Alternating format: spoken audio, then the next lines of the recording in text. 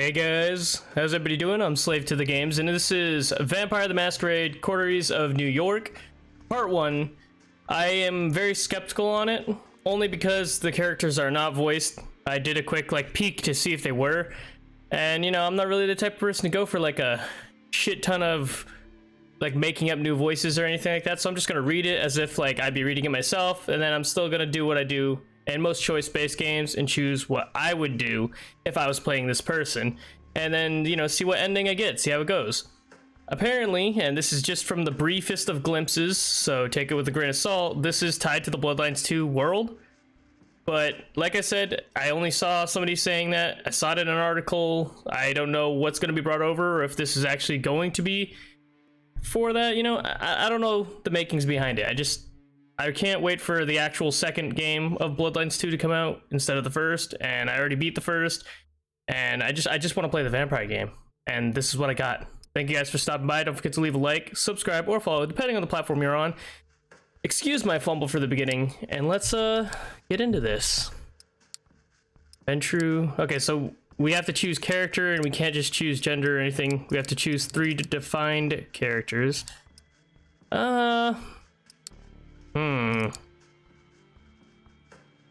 I guess we'll go with him. The rebel against power and rage against authority. A seemingly insignificant man with a significant ideas will join their ranks tonight. I guess we're going with him. Yeah. Before you know, you guys are gonna hear me mess up a shit ton of words, so be happy with that. Oh, I could choose my name. There we go. I hope that means just your first name, not your first and last.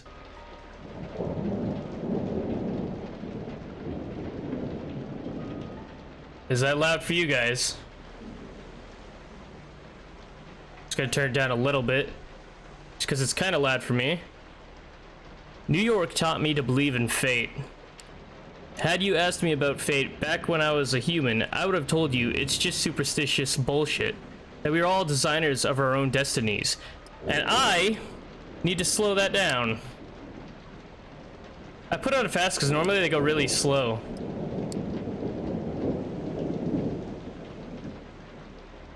That we are all designers of our own destinies.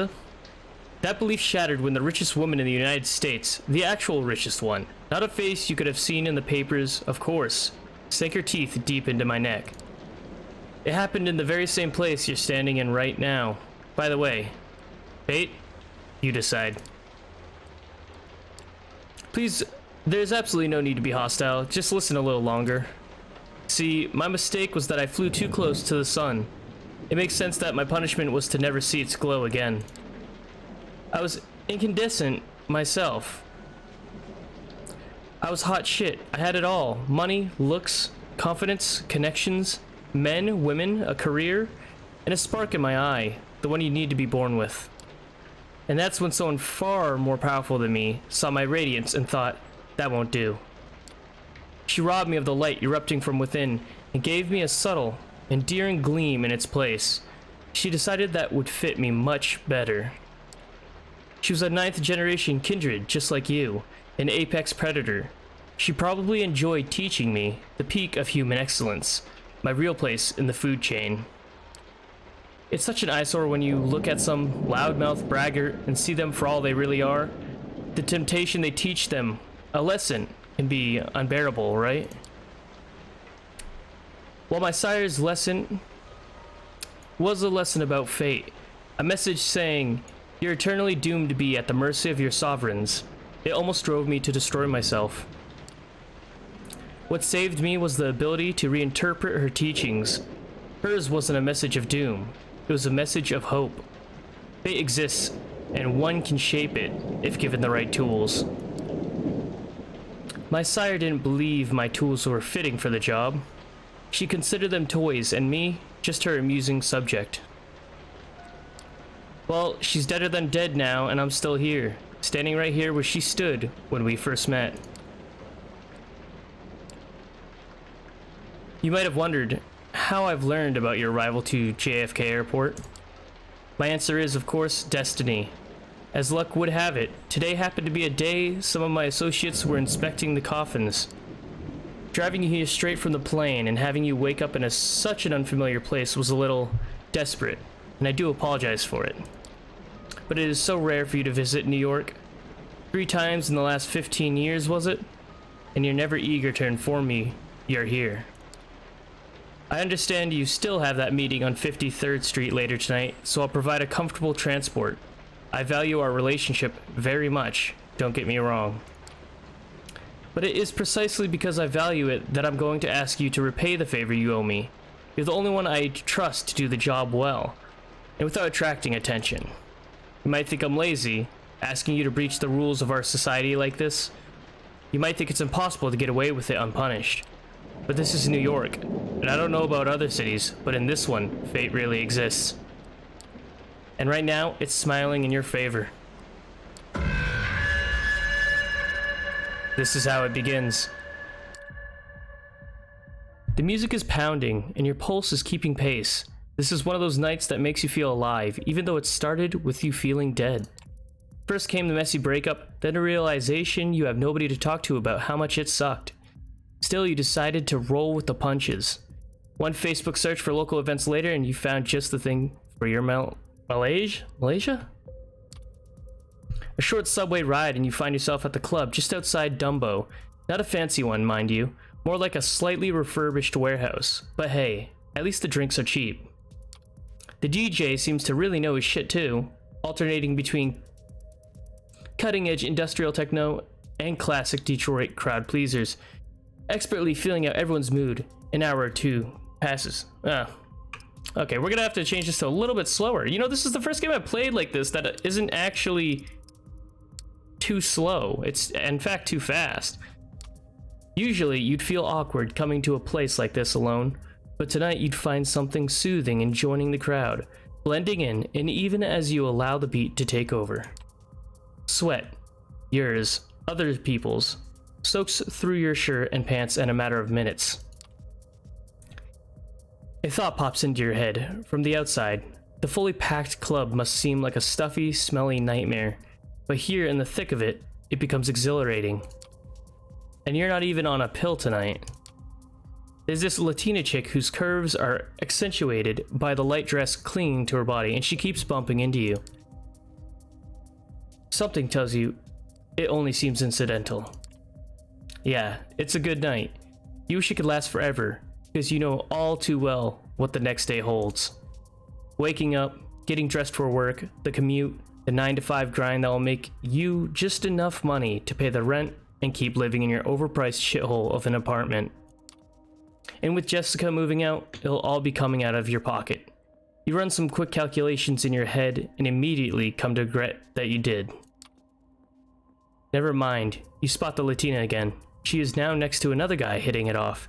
Your chance of not going to bed alone, gone. Just like that. Fuck. Your mood temporarily shot down. You leave the dance floor and stumble your way to the filthy bathroom. You take a look in the mirror and start to wash your face. Obsessively. Over and over again. A voice from the past echoes in your mind. I've never felt like this with anyone. Seriously, I mean it. I feel like all of my relationships up to this point were test runs, a shitty way to compensate for my low self-esteem. But this feels right. Finally. Shut up, Jess. This was the craziest fucking day of my life. God, I need a smoke. Pass me a light. What do you mean cops took the lighter? There's one in your mouth. Just shut the hell up. This is not you, not anymore. Oh, fuck off. This is so like you, acting like some sort of Clint Eastwood wannabe when really you need to open up. You think you're impressing people with this tough guy act? Fuck you. I know how broken you really are. You need therapy. Yeah, now that sounds like the Jessica of today. You raise your head and look in the mirror, try to smile, but all you can muster is a self-pitying grin. And there she is, the Latina from before. She says you look like you need a drink. You hesitate for a second or two and then blurt out a surprisingly enthusiastic, "Yeah." You start to talk, it quickly becomes evident that she's into politics and you are eager to please. You might be a corporate drone, but you spend a lot of evenings reading theory. Actual theory, not bastardized Twitter cliff notes, and organizing for all manners of causes online. The status quo sucks, there must be something better. She agrees. Slow mode's apparently on, guys. Don't worry though, I will remove it. I don't know why it does that, but let's turn it off. Boom, boom, boom. Basic mode right here. Enable slow mode. No, turn that off. I don't know why it does that every now and then. There we go. It's off. Slow mode is off. You seem to subscribe to the same progressive political theories, have compatible ideas about the DSA's missteps, even watch the same YouTube channels. Your goals are aligned. She's a bit more radical than you'd have guessed. You attended a few rallies, been to a few protests, but this girl sounds like she's broke her few shares of faces and kicked more than a couple of cops in the nuts over the course of her activist career. Her zeal is infectious. She taps into pent-up anger that you didn't know you had. The noisy club stops working for you both, so you hit the streets. Just as you're leaving, the DJ starts playing All the Things She Said by TATU. Of course, you chuckle to yourself, trying not to slip into a bad headspace. She chuckles along with you. If that's a real song, I have no idea, guys. It's chilly outside, but soon enough, you find yourself too invested in listening to the girl's voice to care about anything else. Hope you guys can hear over the train. You realize you've been holding hands for a while. The subway car is empty, save for a stoic, middle-aged couple and a drunk staring intently at his own feet. Plenty of room to stretch out, and yet she sits right next to you. You can feel her thigh pressing into yours, her breath on the side of your neck. Maybe it's the booze talking, but you distinctly hear your voice asking if she'd like to crash at your place. I've got a better idea, she says.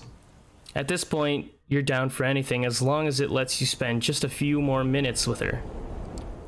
She takes you to a sleazy motel in the Bronx, trading a few words with the balding, tired-looking guy at the front desk.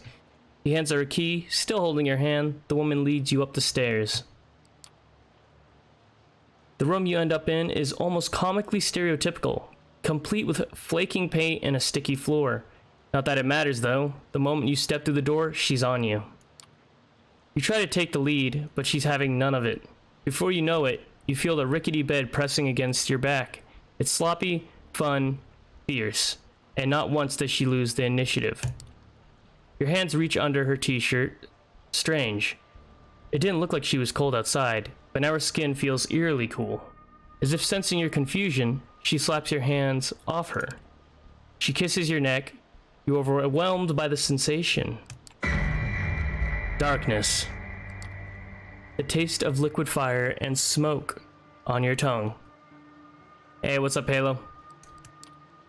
Her voice saying, sorry kid, I did what I had to do to leave the city in one piece. But don't worry, with my blood and your principles, you're gonna do just fine.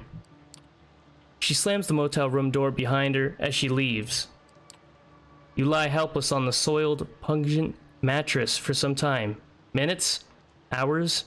Before you can focus enough to try and piece together your evening. It hits you. The big hunger. It grips you by the throat and makes your insides shrivel in terror.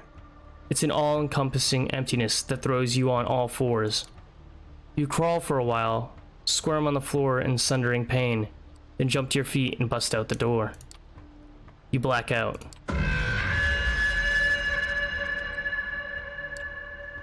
This isn't the room you saw when you last closed your eyes.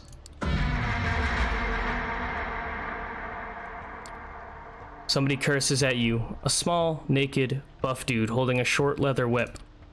Wow, what a goofy motherfucker. He throws a punch. He yells out several slurs. He hits you in the jaw. You black out again. The guy isn't moving anymore. There's blood on his neck. There's blood on his arms. There's blood on the floor. There's blood everywhere. Wow, whoever did this is one sick puppy. You realize you're sitting on top of his corpse. You hear a whimper. Someone else is there. A woman. Her arms are tied to the bed frame, an eye mask over her face, red marks on her back. This time you see it happen. You want to stop, but can't. She almost manages to get a scream out, but it dies in her throat as you bite into the side of her neck. You drink. Blood. You're drinking blood. You could swear you feel her life force escaping her body, entering yours. Suddenly terrified, you tear away from her. She's not moving, but she's breathing. There's barely a mark on her neck. The guy on the floor, though.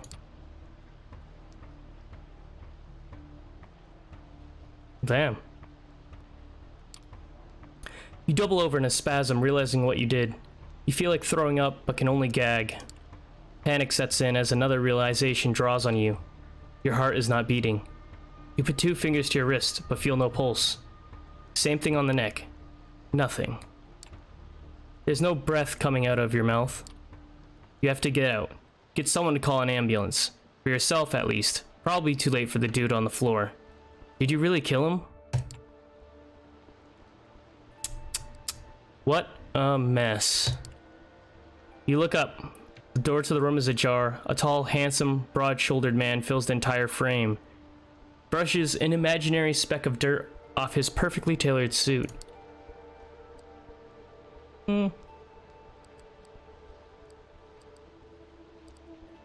This is not what it looks like. Oh, my guy says stuff too. Hey man, this isn't what it looks like. That's good to hear, because from where I'm standing, it looks like you're in a world of trouble. He surveys the room, not moving an inch from where he's standing. He shakes his head in a mock concern. Murder. Assault. That's 25 to life, if you're lucky. But since you're not, it's a death sentence. He takes a glance at his expensive-looking watch. Lucky for you, it's been a slow night. Otherwise, I might not have gotten here in time. Come on, the sun comes up in a few hours. You don't want to be around here when it does. The sun? We're gonna click that one? What's it matter when the sun comes up? Ah, so you don't even know.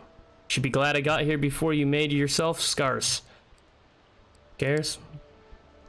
The man approaches you and starts talking. His tone remains unnaturally calm, and oddly enough, you find it both soothing and slightly unnerving.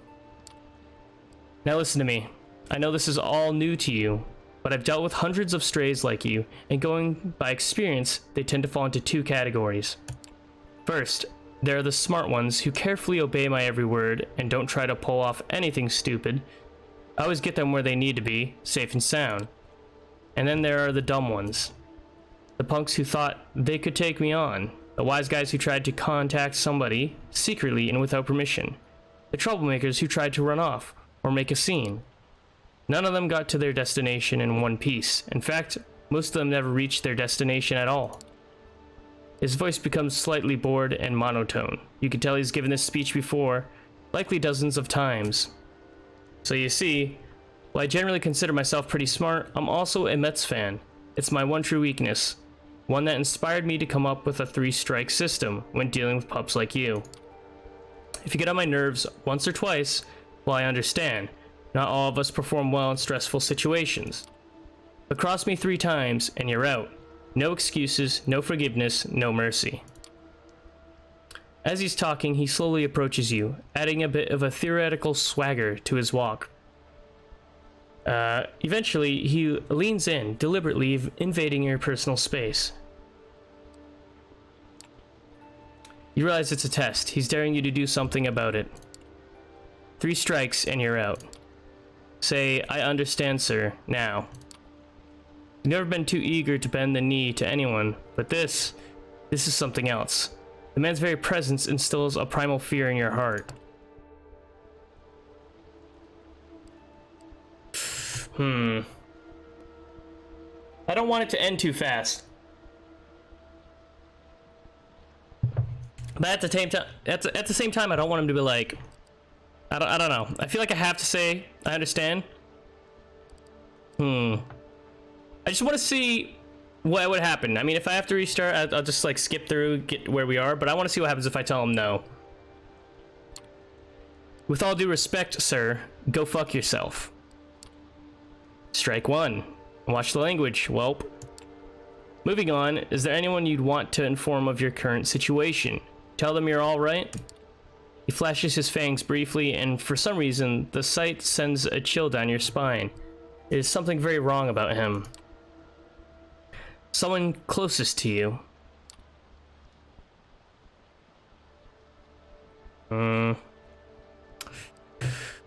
Okay, so we got a roleplay that we obviously don't know what's going on. So if this was us in this situation, I think realistically at this point we could tell what was going on to a degree. Like, we obviously know something's wrong. And I don't trust him, so I'm gonna just lie out my ass. Jerry. Yeah. And who is this Jerry? Your frantic mind is drawing a blank. Well, Jerry is a man of many faces. The stranger gives you a tired stare. Lying to me is a strike, well.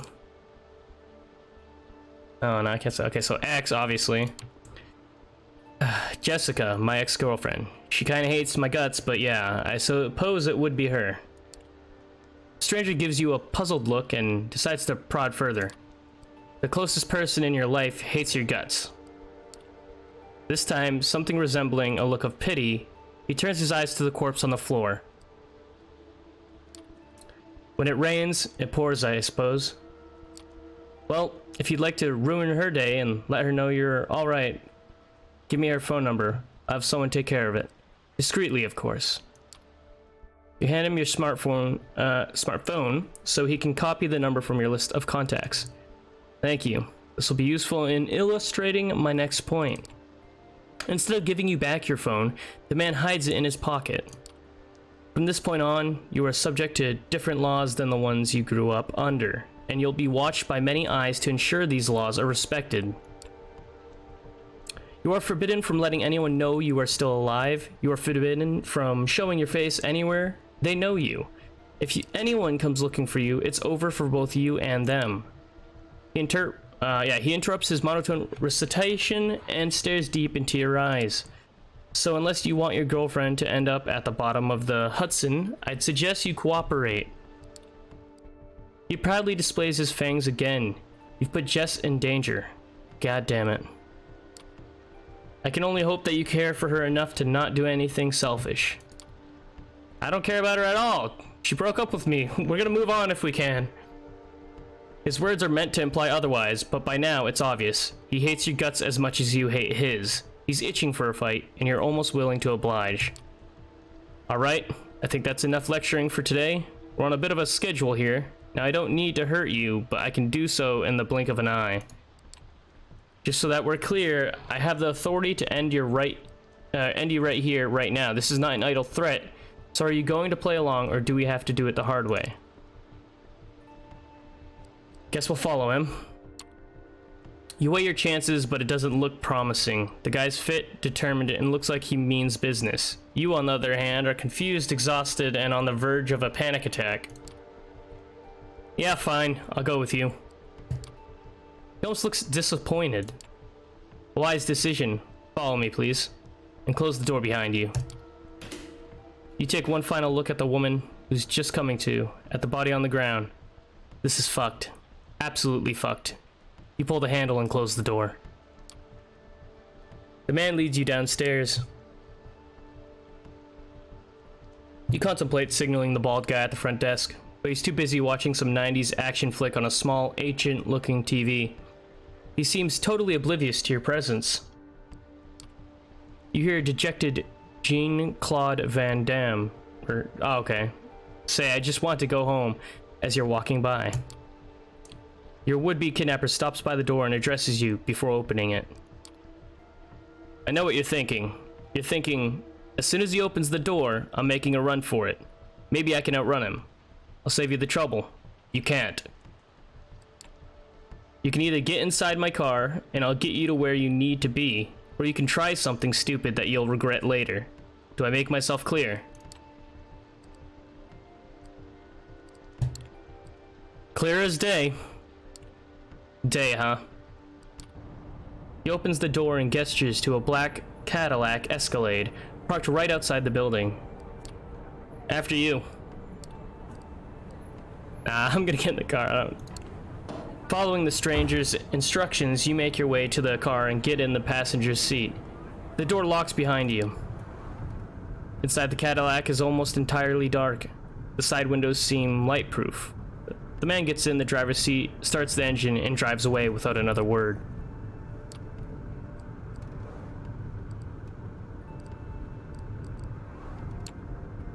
Who the hell are you, anyway? I'm the ferryman, here to take you to the other side. He weighs his next words carefully. You'll have to forgive me. I'm not in the mood to wax poetic. About the state you're in or my role in tonight's events, just remember, if you want to survive the next 24 hours, you'll have to play along. Man, this is bullshit. Why does everything have to be a fucking riddle?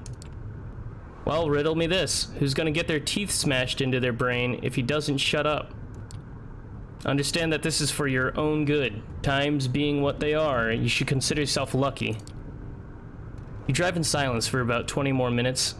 As exhaustion catches up with you, the streetlights fade into a blur. Eventually, the car stops and the doors open. You emerge from your dreamlike state and find yourself in some kind of underground parking garage. You two are the only ones here. The man points to a nearby door. Go on in, make yourself comfortable. If you get hungry, again, take a look in the fridge. I'll pick you up tomorrow and you'll get your answers. Behind the door is a small room. No windows, just a simple bed, and a single light bulb hanging from the ceiling. A small fridge is humming away in the corner, accompanied by a rattling AC fan in the wall. I got distracted right there, that's why there was a cut. My bad.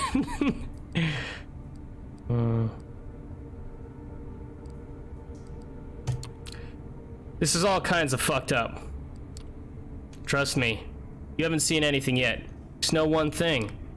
Remember when I said you were lucky? I meant it. See, my job is to get rid of problems, but I'm not always this polite about it. This time, I was specifically told to mind my manners. So believe me when I tell you, considering how this night could have turned out, being stuck in here for a night is a really good deal. Now get in, or I'll throw you in. You step inside, the stranger nods. Good night.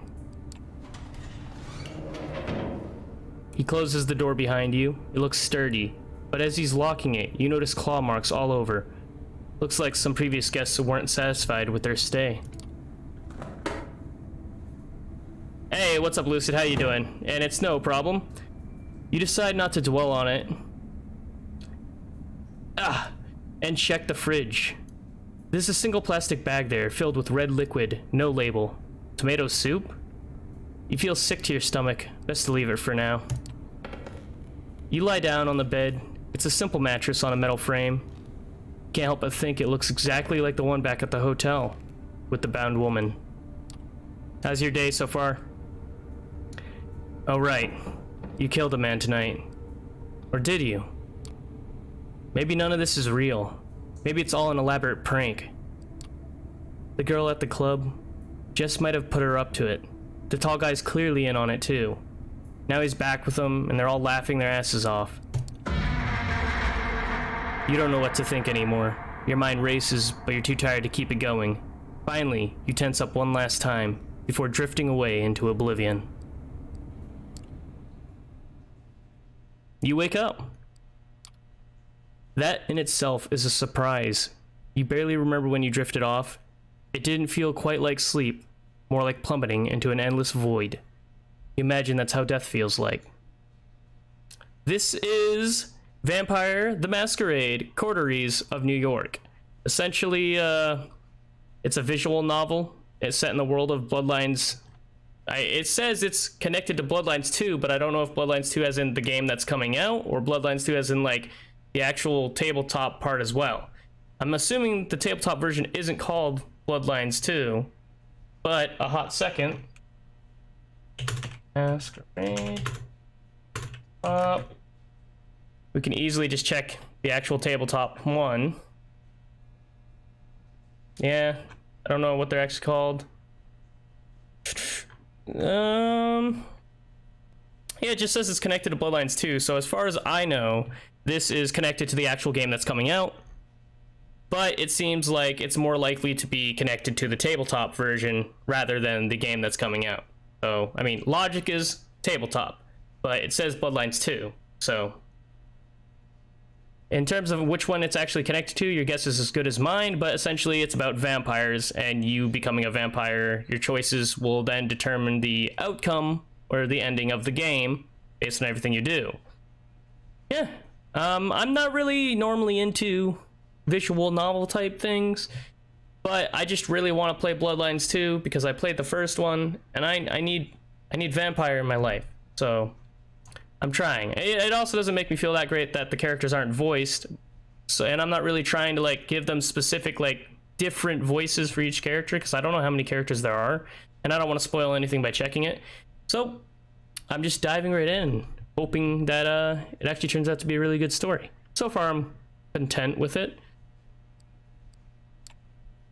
The room is unchanged. The lamp is still on, the AC still rattling, the refrigerator still humming. You take a look at your watch, it's almost 9 p.m. You've slept for 17 hours straight. Maybe you died, your breath is gone, and you feel no thumping in your chest. Does that qualify as dead if you're still conscious? You're not sure about that, but you are certain about one thing. You are hungry. It's not your stomach rumbling, though. It's a need that starts somewhere in your abdomen and spreads to your chest, throat, and back of the head. You open the fridge. The bag is still there. Take a closer look at it. It is soup, then its color and texture are off. You pull the cork out, take a whiff. You recognize the smell immediately. Holy shit. There's no mistaking it. It's bagged blood. The smell is faint and you remember some situations in the past where you found it nauseating, but now it's almost... No, not almost. It is enticing.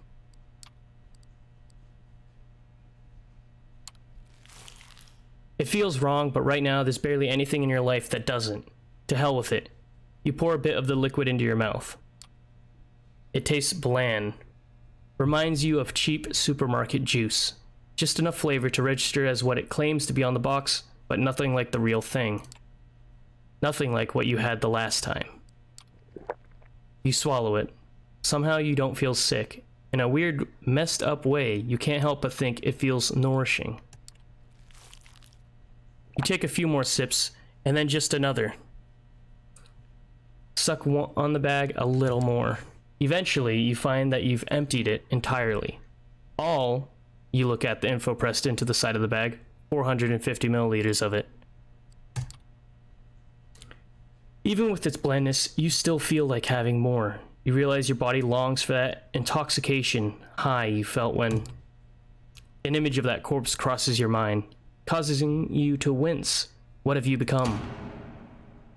You try to piece your thoughts together, make sense of it all, but when you hear the click and see the door open, standing there is a well-dressed stranger you met yesterday. Immaculate suit again, that predatory look like a hawk on a hunt, but somehow more relaxed tonight.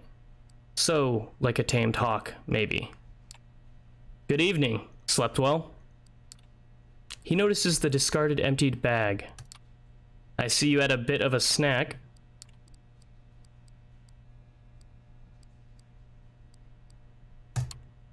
I did. Got any more? No, and I don't expect sustenance to be this easy to find the next time. Come on, we've got places to be. The car is humming in the empty parking lot just outside the door of the cramped room you have spent the day in. The man motions to it politely, but with a stern look on his face.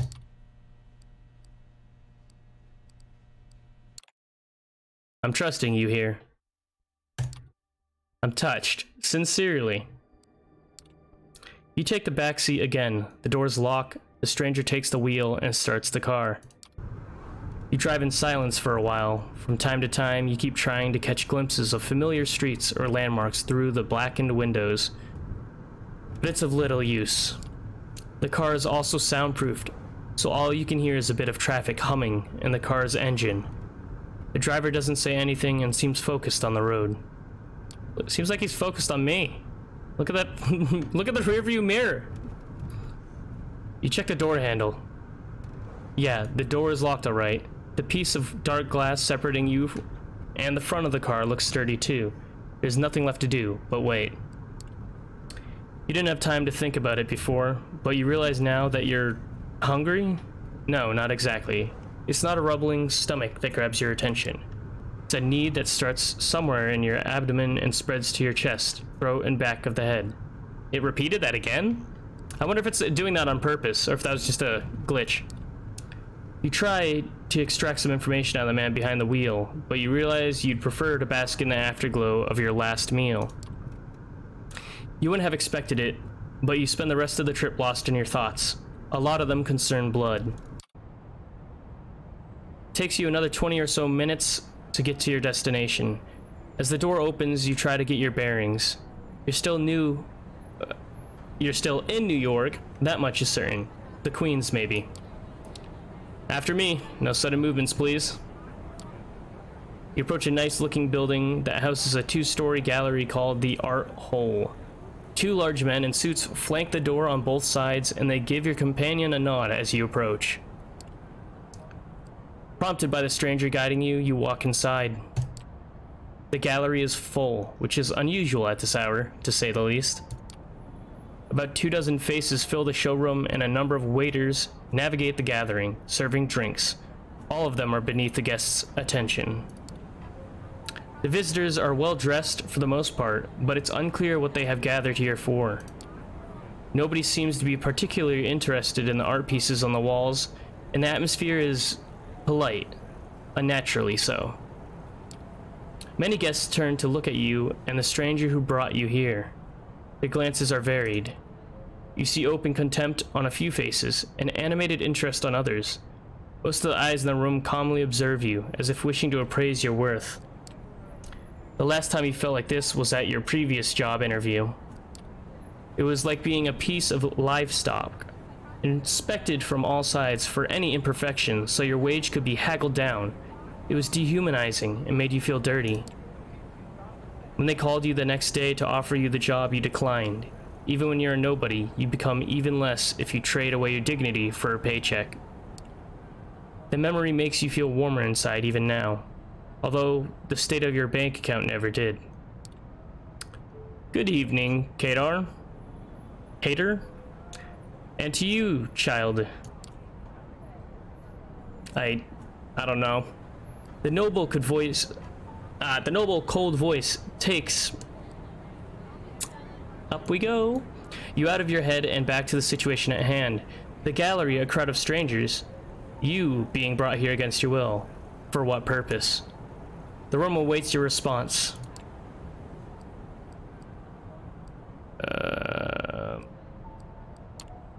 Good evening, miss. You are addressing the Prince of New York City, Helen Panhard Chaladay of Michaela. Thank you, my sheriff, but I am capable of introducing myself. She is somewhat plain-looking and doesn't seem to possess a great deal of charm, but still the entire room is intently focused on her voice. She has influence over these people, that much is clear. You may address me as Prince Childe. I realize your introduction into unlife was abrupt, and I understand your sire left shortly after. The rules of our society dictate I punish you both for this transgression. A murmur of agreement, maybe, can be heard from the gathered audience. But I am willing to listen to what our loyal sheriff has to say about the circumstances of your embrace first. Punish me? Are you serious? For what exactly? The sins of the father, so to speak, we have certain rules. One of them is that it is unlawful to create progeny without the prince's approval. My approval. Your sire never bothered to ask for it. You are about to be judged by the court of New York City. Cater, please tell us how you found this fledgling and what happened on your way here. Court. Prince, is this some kind of secret society make-believe? A trusted informant, who has chosen to remain anonymous at this time, tipped me off about a suspicious kindred appearing in one of our domains. Upon investigating, I found them gone, but this fledgling remained in their place.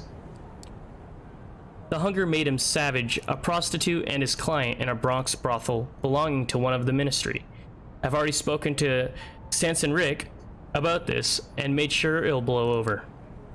The fledgling proved to have quite the nerve and an unruly tongue. Surprisingly enough, he offered little resistance last night and cooperated on our way to the safe house. I was pleased to not have been forced his compliance. We had a quick chat, but wishing to appear here post-haste, I urged him to join me, which he did without struggle. Again, a pleasant departure from my usual routine. His thirst partially slaked with the bag blood we kept in the safe house. We had a pleasant enough drive here. The story ends with us arriving at Elysium tonight. All eyes are on you again. You take a special interest in one of the faces. It's a beautiful woman with curly, almost blood-red hair and a dress to match. You see her whispering to some bespectacled man with an absent-minded look on his face. Who is she, you wonder? Thank you, Cater. I take note of this fledgling's behavior and will take it into consideration later. She turns her attention to you. First, there is the matter of your sire, the person who brought you where Cater picked you up from last night. Who were they?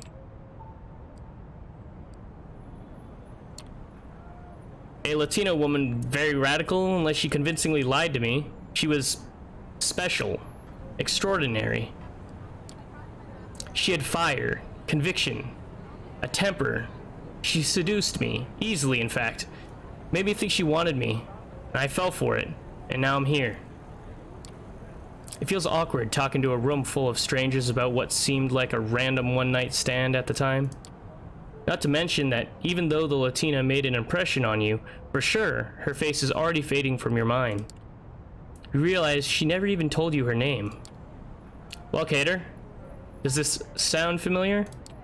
No, it does not, or at least not familiar enough. I will continue the search after we're done here.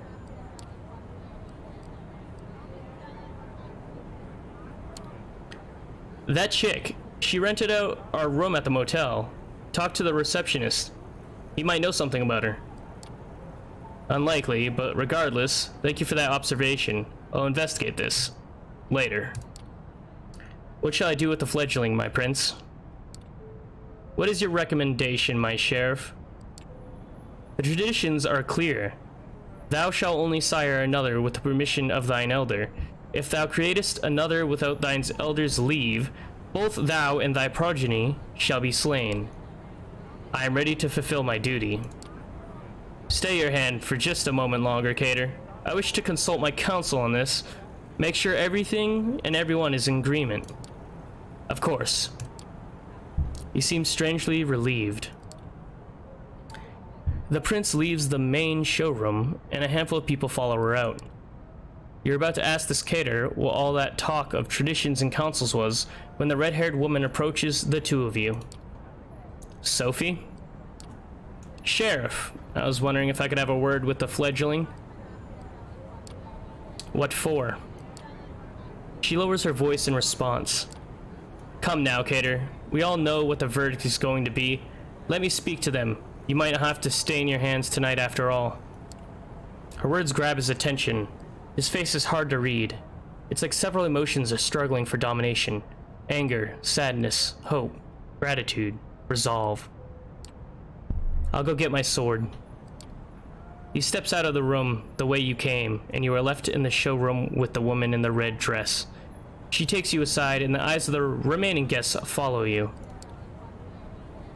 Well then, fledgling, you are in quite the pickle.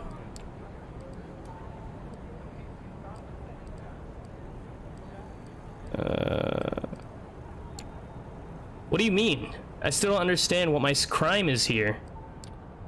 Poor thing. This really isn't your fault, but if you want to get out of here in one piece, you need to understand one crucial fact that seems to have eluded your grasp. Last night, you became a vampire. Wait, what? Oh yes, I am well aware of how ridiculous that sounds. It's the reason why we have these nicer words for it. Kindred. Being embraced. Having a sire. The fact remains. The beings called vampires? You're looking at them. They're us. You glance around. Some of the guests are still occasionally looking at you, commenting on you in hushed tones. Many of the patrons are pale. Really pale. Most hold glasses of wine. No, not wine. That's not the right thickness, and not the right color either. You're trying to come up with something sensible to say, but you're drawing a blank. It makes a morbid kind of sense. You drank blood last night, there's no denying it. And your breathing has not returned. Your heart remains still. A vampire. Two voices in your head start battling for supremacy.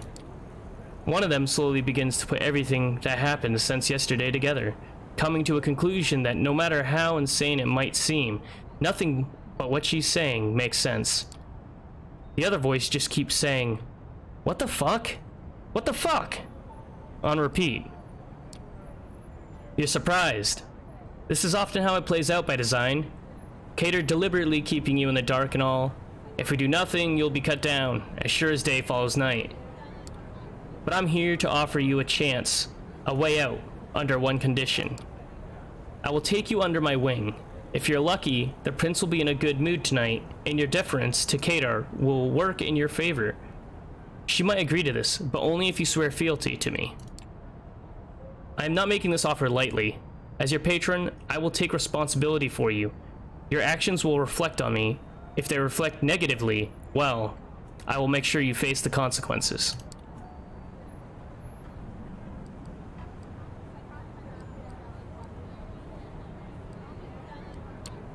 Suppose I say yes, what happens then?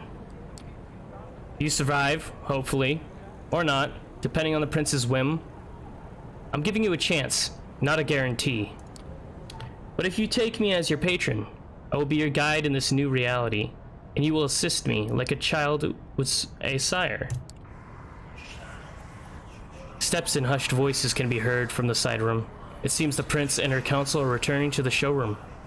Cater appears from downstairs as well and starts walking towards you. When you hear the verdict, ask to be spared. I will intervene. Remember my condition. She flashes a heart-melting smile towards Cater, who does not smile back.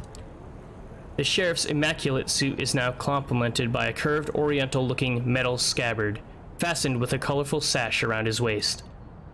It would look vaguely ridiculous if it wasn't surprisingly intimidating first and foremost. Cater takes his place next to you and observes as the prince takes center stage again. Loyal kindred of the New York City Camarilla, gathered here tonight, I have made my decision regarding this fledgling. She briefly addresses you. I want you to know that this was not an easy decision to make. For your part, you have not done anything to earn our ear. I do feel a genuine sorrow for what must be done. We are all keenly aware that these nights we need to close our ranks and trust the wisdom of our elders and their traditions more than ever before. There is no place for tolerating dissent when our very existence is under constant threat. Although I acknowledge some of my consul's divergent opinions on this. She takes a look specifically at one of the people who left the room before, a rather plainly dressed, shy-looking man whose skin has a somewhat healthier tone. He bows his head in deference. I hold the final authority over this fledgling's fate, and I declare that while their embrace might be the sire's responsibility, in their absence it is their progeny that must be punished. The sentence is final death, to be resolved presently. Cater. You hear a scraping sound and see that the sheriff has unsheathed his curved sword. It is a beautifully detailed blade, which you expect must be worth a small fortune. Its apparent sharpness makes you freeze up. 2 outs, bottom of the 9th. His quiet mumble is audible to nobody but you. As his eyes meet yours, you note just a hint of sadness in his countenance. One that quickly vanishes to give way to grim determination. And he's out to bat. You will not get another chance to speak up. You make your choice. I'm not going down like this, damn it. Spare me. Prince, if I may ask you to stay the sheriff's hand for a while longer. Cater looks at the prince, awaiting her response. The sword is still hanging above you, threatening to fall at a moment's notice. Is there something you'd like to say, Miss Langley? Yes, if I may. At first, the prince looks somewhat annoyed at the distraction, but she stays quiet for a while, measuring the mood in the room. The bored elites suddenly look at you with aroused interest. Some of them dismayed at not seeing the bloodshed, but all intrigued by the unexpected twist. The prince nods. Well, let's hear it. Sophie takes a few steps forward. All eyes are on her now, but Cater's heavy hand on your shoulder makes it clear you won't take advantage of the distraction. My prince, while the traditions are clear, I believe that the proper context should be observed in addition to the letter of our laws. This fledgling is a burden, but with proper guidance, they could become an asset to our domain. Am I to understand you are volunteering to take this sireless child under your protection? Yes, I happen to think they might hold a potential that would be unfortunate to waste. I do expect their full cooperation, of course.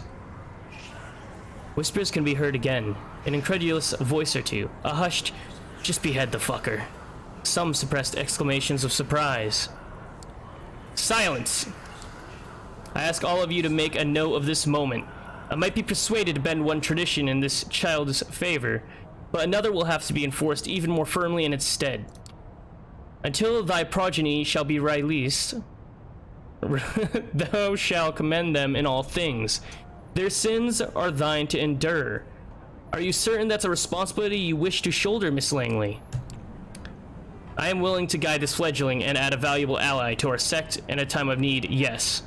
But I would like to receive the right of destruction over them, if it pleases you.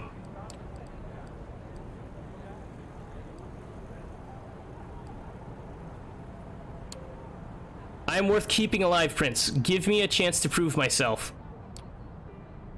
That remains to be seen. I do take notice of your tenacity. See that it doesn't become a burden. I shall grant what you ask. Let it be known. Sophie Langley of the Clan of the Rose will become this fledgling's patron. They shall be considered like sire and child. Miss Langley will take full responsibility for them, and I grant her the right of destruction, if she sees fit to use it. Let my intentions be clear, however. If I am to turn a blind eye to one of our most important traditions on this occasion, I expect it to be beneficial to the Camarilla. Substantially so. I hope you find this verdict satisfactory, Miss Langley. Of course, Prince. Thank you. Very well. She turns to you. What is your name, child?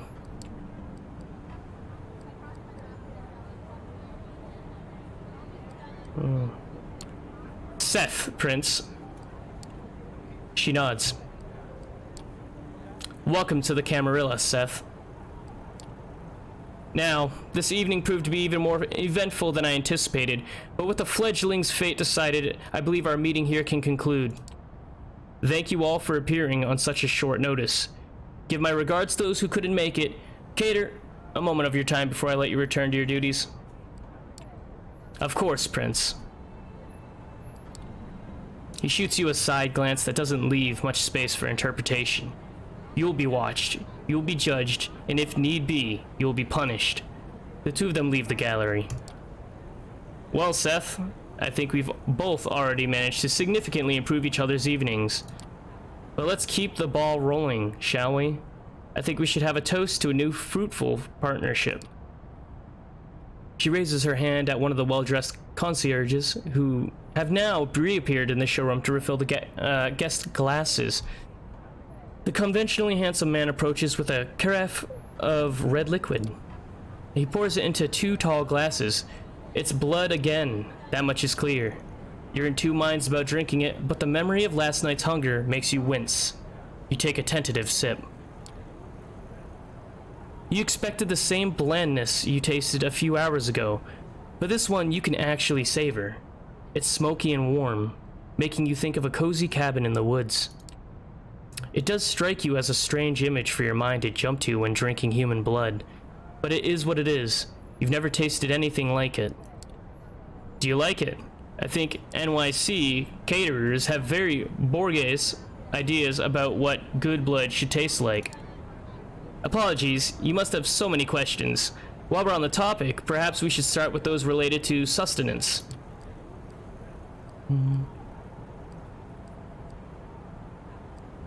What? Okay. I feel this hunger constantly. How much do I have to drink to make it go away? The sad reality is, it will never go away. No matter how much you drink, you will always be tempted to have more. Unless you consume someone wholly to the last drop, paying for temporary relief with their life. But that is a one-way road to losing your humanity. Best start by taking a single sip from a vessel. Be prudent. Hot, fresh blood will be more satisfying than most anything they serve in a fancy glass, but can make you more ferocious. As to how much you should have, it depends. If you're frugal, you can survive many nights without a single drink, but it's risky and will tempt the beast that is part of our curse. Tomorrow I shall take you hunting and we will explore this topic further. The blood you're having tonight should be enough to keep you happy for now.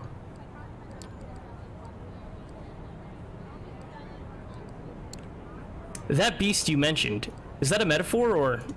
Oh, it's quite real, although not in a strictly physical sense. It lives in all of us, our nature and hunger manifest. Those more religious among us connect it to the biblical Cain, the rage of the first murderer, cursed by God, seething in all his descendants. I, however, am a child of the Enlightenment. Not that it makes my struggle any easier. I have to be wary like every other kindred in this city, and beyond. Individual kindred each have a unique relationship to their beast. What yours is going to be remains to be unseen. But you do need to keep it under control. Each outburst endangers not just you, but also the Masquerade. The concierge returns, asks for permission to intrude, which Sophie gives with a polite smile and leans into a whisper in her ear. You know that the gallery is now almost empty. I'm being told the gallery is just about to close, but we still have quite a lot to discuss. We'll go to one of my apartments. My jalopy is waiting downstairs. Come. The smile she puts on makes you remember the way you felt with the Latina. It's not arousing though, more like magnetic. You find it hard to argue.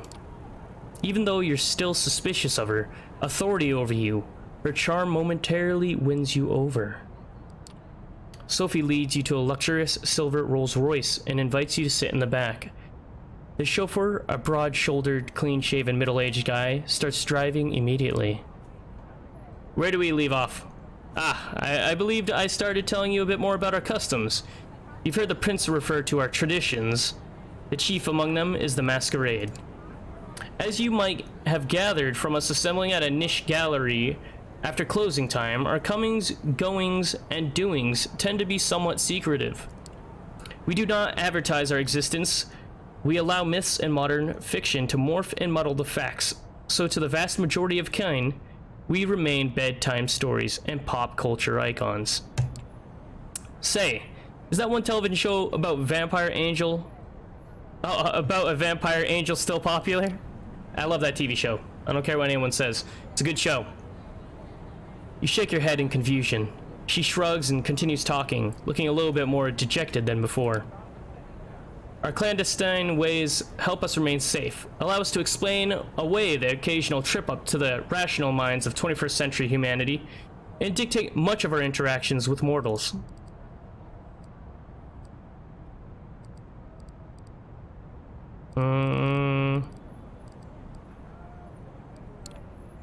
So, like, what are the perks here? You're a vampire, but you need to keep quiet about it. What's the point?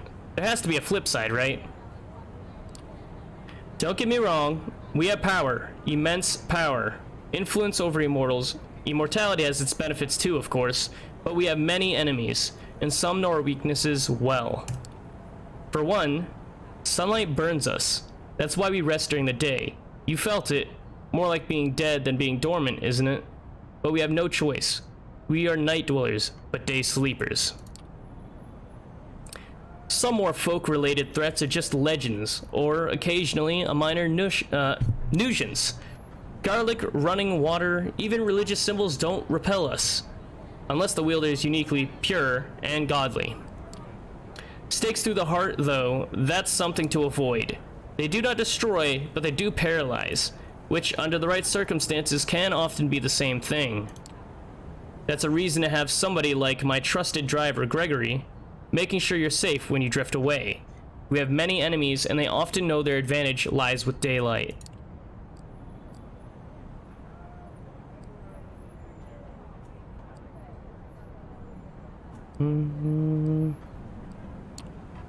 Let me get this straight.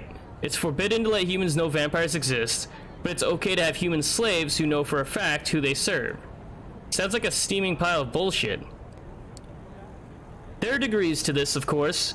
Not many rules of our society are clear-cut. In some domains, the prince is very controlling and strict about keeping to the letter of the traditions. Luckily for you, Prince Panhard allows some leeway on occasion, or else we wouldn't be having this conversation.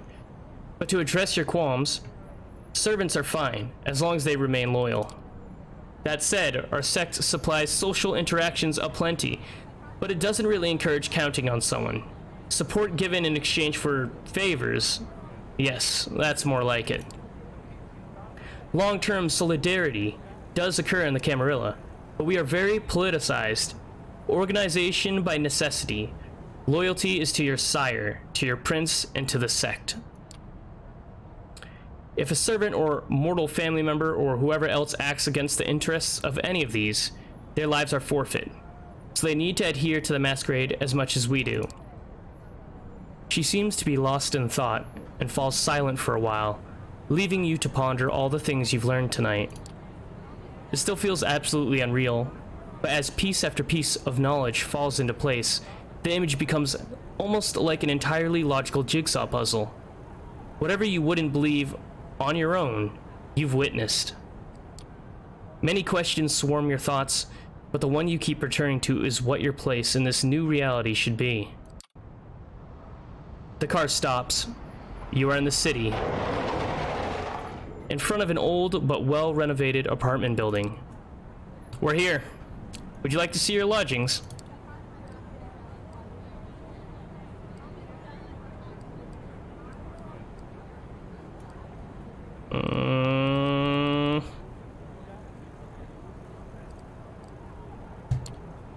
How long do you expect me to stay here? Like, is this temporary setup?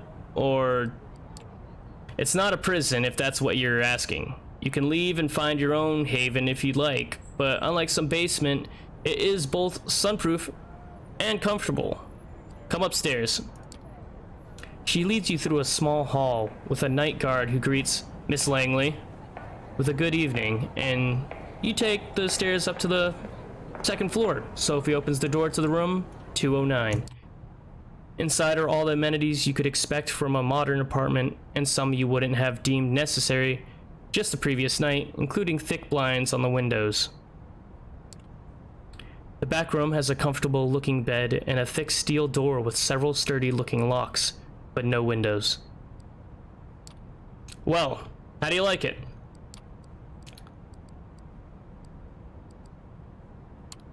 This is great, thank you. I'm glad. Make yourself at home. Tomorrow I will take you hunting and discuss the blood in more detail. I'll let you get comfortable. The keys are by the television set. I will come pick you up tomorrow night. Use the back room for rest. You can lock the doors just in case. It stings a bit when she leaves. It's like the room suddenly became a few shades dimmer. You inspect the kitchen, hoping to find something to drink. Nothing. No regular food either. Feels strange that Cater could be a more thoughtful host than your new sire, even if only in that respect. You briefly wonder if the sheriff might have a hidden side. With nothing left to do, you lie on the couch with the TV playing in the background for company. Columbo reruns. Kojak reruns. President of the United States got himself into serious trouble again. President of the United States got himself out of trouble again. Units start yelling over each other about things that seemed a little bit less insignificant just 2 days ago. You start drifting off, reflecting about another night of confusing conversations and a worldview-shattering revelations. How many more before you finally understand what happened to you and what you're supposed to do now? You keep coming back to the life you left behind, the people you should contact, the things you want to pick up from your apartment. You wonder when you'll have the chance for either. As you start to feel the same tiredness that made you drift into a cold sleep last night, you settle in the back room. The bed is comforting. The lack of windows, less so. You leave the light bulb on. Looking at it, you realize it's the closest you'll ever come to staring at the sun on a breezy summer day again. A wave of melancholy overwhelms you. A few minutes later, your consciousness fades, and you take the plunge into darkness again. Sinking, sinking, sinking, sinking. Well then. What can we do here? Can we save? We can actually save. So, guys, for those of you who are watching now live, and for those of you who are watching this afterwards, I hope you guys have enjoyed this so far. This is where I'm going to end the first part. I'm probably going to keep these around an hour long each, or just whenever I feel like ending it at that moment, because maybe I get really, enveloped in that one moment I'm in. But I will keep it at least an hour per part, and it's going to be every day at 5 p.m. Eastern Standard. So tell me below what you guys think of this, and I mean your opinion on it. If you've played, obviously hashtag no spoils, don't spoil anything. Just tell me if you're gonna play it, if you're gonna just wait for Bloodlines 2, if you played the first, anything related to this game, just feel free to come and chat with. If you want to chat about other things as well, don't forget to join the Discord with the link below. You can chat with me, well, anytime I'm not streaming, and I'll try to get back to you as soon as possible. There's a ton of different tabs. I'm still working on it. If you think that anything should be added or fixed, just feel free to tell me about that. And then if you want to go that extra mile to give me even more support and either donate or become a Patreon member, you can also do that with the link below. I hope you guys really enjoyed this. My impressions of it so far are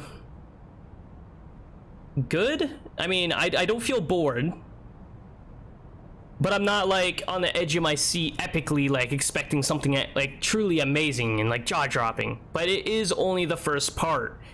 For the first part, I can say I made it to 1 hour and 10 minutes, and I did not want to cancel the game. Most games that I play in this sense, in a visual novel sense, I just can't get my hands on. I can't stay playing. I don't really enjoy it. I always find myself thinking maybe I should quit or maybe I'll stop it. But like I said, I was not once thinking to myself that I wanted to quit earlier, that I wasn't enjoying myself. I am enjoying what I've experienced so far, and I'm skeptical on how well it's going to turn out, but I'm also hoping it's going to turn out to be something good. So I will see you guys tomorrow if you're going to skip right to this and you're not going to stay for later in the day when I do my Siege stream with Lucid. And if you do come there, I'll see you then. But either way, I'll either catch you guys a little bit later tonight or tomorrow. Thank you guys for stopping by. Once again, I hope you enjoyed it. I will see you guys in my next stream.